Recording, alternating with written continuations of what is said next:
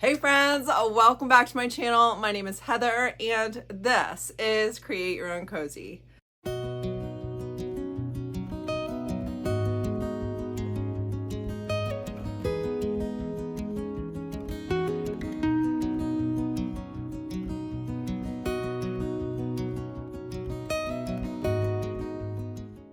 On this week's video, I'm tackling some projects for my own home. Yet again, those things that get to the bottom of the to-do list, and a couple of projects for my booth. If you want to see what I come up with, stick around. So for project number one this week, it is going to be these dreaded chairs. And when I say dreaded chairs, you guys know that even though there are only 4 sides of chairs, when you get to painting them, it seems like they have 8 sides. It seems like there's nooks and crannies that you miss every single time. So I got a set of 6 chairs along with this table that I refinished a while back. And my husband was like, well, why don't you just strip the chairs, kind of like I did the tabletop and the table legs? And I said, there is no way I'm stripping this. So the first thing I'm going to do is take off, there were 2 layers of covers on the seats. And then since I had used Fusion mineral paint for the table, and I still had the paint, this was like way before I started selling DIY paint, guys. How long has this project been put off? So I am using Fusion mineral paint in the color Casement. It's the same paint that I used for the side of the table, and I wanted it to match. Now, when I cleaned these chairs, there was not any bleeding happening, so I just went straight in with the paint. And guys, it took 3.5 coats. That is a lot of painting just for these 2 chairs.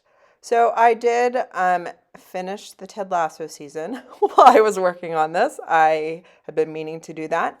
And then I had this fabric I got from Hobby Lobby years and years ago, and I had recovered other chairs, but I got too much.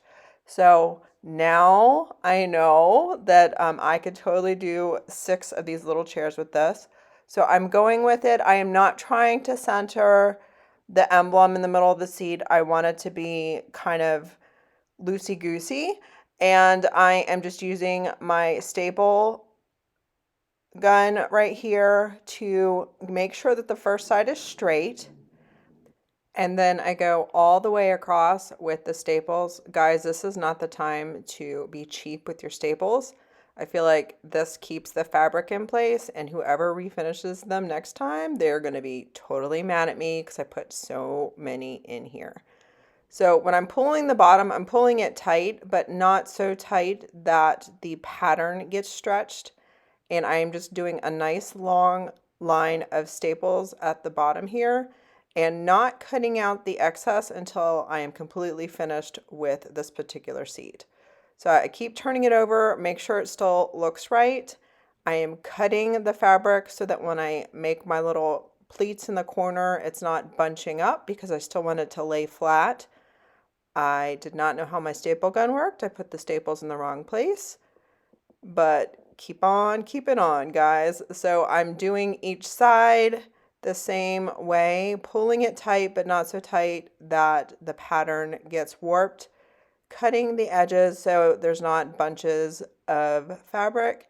And then after the corners are, you just have to be patient, pull it tight, and as the little old tacks are coming out, I am pulling them out, and then the ones that don't come right out, I'm going to knock them in with the hammer. Now I am getting some Scotchgard to spray on the fabric. Look, my 9-year-old eats spaghetti at this table. I know it's going to happen, but I'm just trying to prevent full-on stains. So I'm going to Scotchgard it and have excess. She is going to have her own seat. And when she gets older, maybe I'll just refinish hers. Who knows? So this is where we are at this point. I am cutting the excess out so that when I screw it back into the base, it doesn't bunch up. I'm making sure these corners are nice and tight because that is probably the area that would fray the quickest. So I'm just trying to make sure that is nice and tight, and then look how pretty that looks. So I'm knocking in the tacks just so they don't accidentally come out. And here is what the chair looks like initially. Now I say initially, this is totally where you could stop. I think it looks really nice. It looks very pretty. However, I like rustic, and my husband even said I need to distress it, because I will show you what the chairs look like that are leaving our space, and they are rough, guys. Like, this is where my kids eat multiple meals a day, specifically my youngest, who's always knocking the chair over. So I feel like this goes with the table too, and how it's already distressed. So I am very heavily distressing this piece. I could even lightly distress this piece, but I am doing it heavily so that when my kid knocks it over and it adds another ding to it, it is not a precious piece. You'll see here's one that is not distressed, and here's one that is, and the one that is totally the look that we are going for in our kitchen. Now our kitchen is all white. I know I said I was a little bit over white, but this space, it is what it is. Henry loves chairs, so here you go. What do you guys think of this makeover? Only 4 more chairs to go, and I'll be done.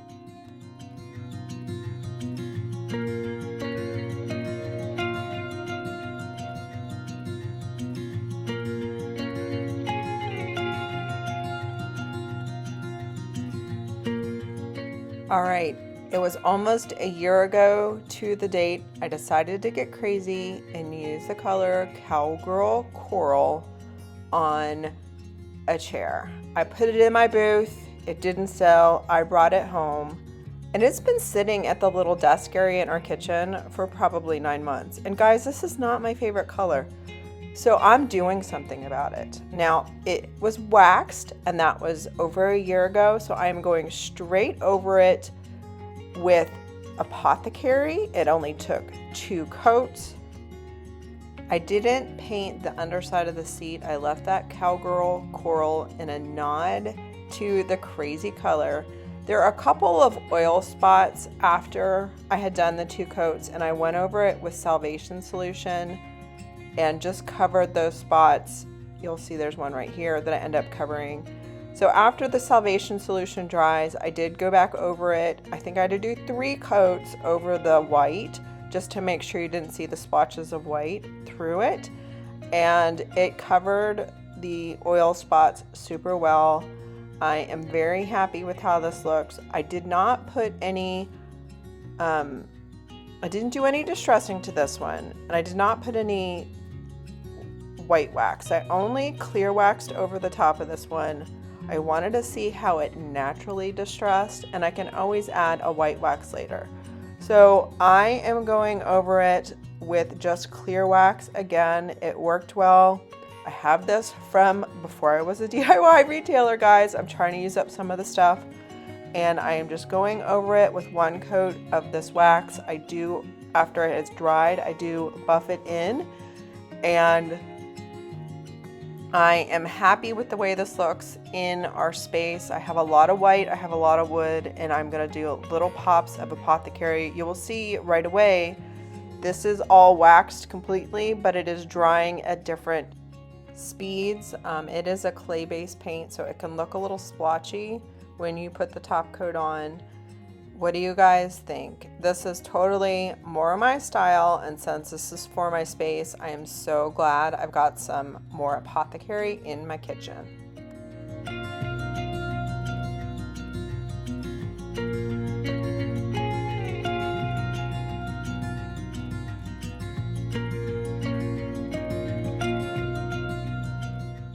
For project number 3, I'm gonna work on something else for my booth. And I have this little shadow box shelf type thing that I thrifted. It said it originally retailed for $24. I don't know who's spending that kind of money, but I decided let's go with this black, but add Apothecary to the top. 2 coats of this paint. Coverage is so good. Getting in all the grooves so that when I wet distress it, I can bring back the top and the high areas. Now, the clay-based paint can be reactivated with water, which is what I love to use when I'm wet distressing. And so it does need to be sealed after you finish the wet distressing. So after I go over it with a wet cloth, I like to go over it with a dry paper towel to get like that dusty look off of it. And now I am just using liquid patina in the clear color. I love this as a top coat because it has a more matte finish. You could also use Big Top, but look how much more interesting this piece looks, and I think it'll be a good addition to add some depth and dimension to my booth.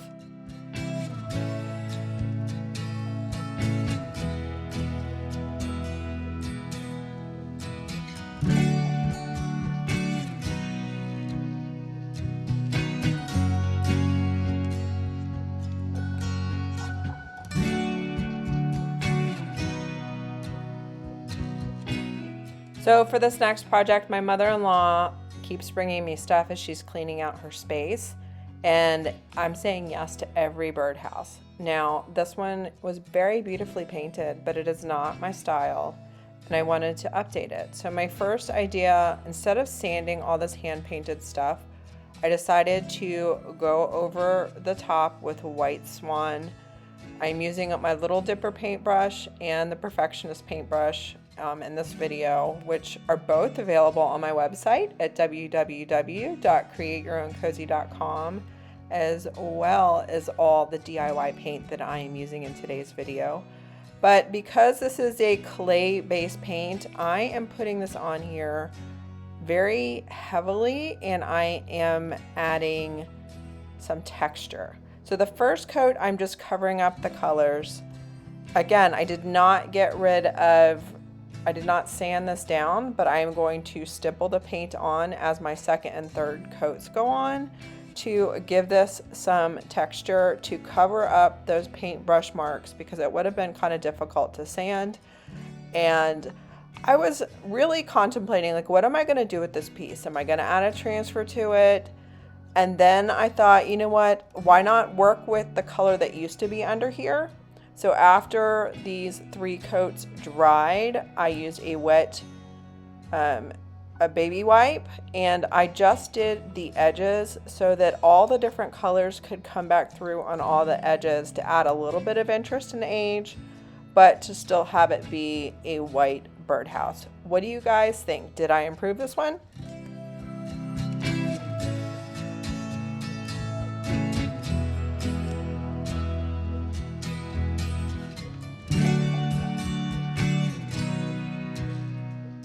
My 5th and final project today is something that I had worked on before in a prior video. I painted this. It was a Williams-Sonoma Kids shelf I got from my sister. I painted it white and then did nothing with it, and then realized I didn't paint the bottom of it, which would be showing if you're hanging it.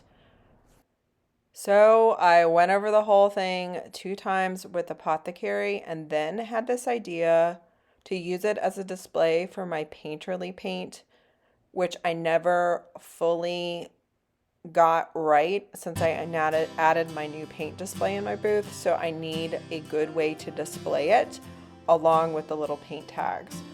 So I did 2 coats of Apothecary liquid patina to top coat it, and I think it is the perfect display now for these paints. What do you guys think?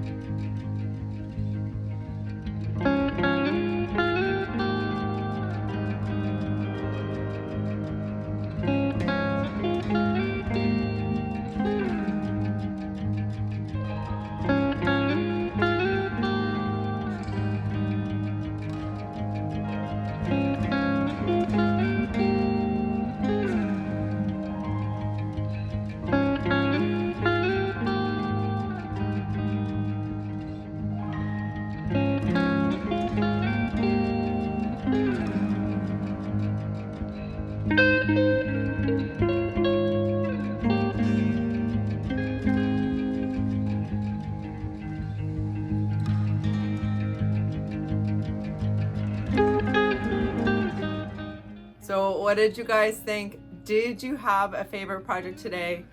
I'm pretty sure my favorite project is gonna have to be the chairs that I finally finished for our kitchen eating space.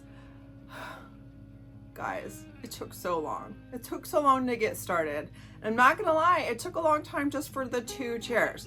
So I need to grab another 2 chairs, turn on a movie, and get to painting again because I really love how they came out and it really is motivating me to finish the set. If you guys are new here, I would just like to say thank you so much for stopping by. Please consider subscribing to Create Your Own Cozy over here on this YouTube channel. I put out videos every Friday. And if you like this video, give it a thumbs up. Let me know in the comments below what your favorite project was. If you have people you would like to share this with, please share it out and help YouTube know that you enjoyed my content. Guys, I am so thankful you are here. I know there are a lot of different places you could be spending your time. I'm just glad that you are here with me creating your own cozy. Don't forget to work on some projects that feed your creative soul this week, and I will see you guys in the next video.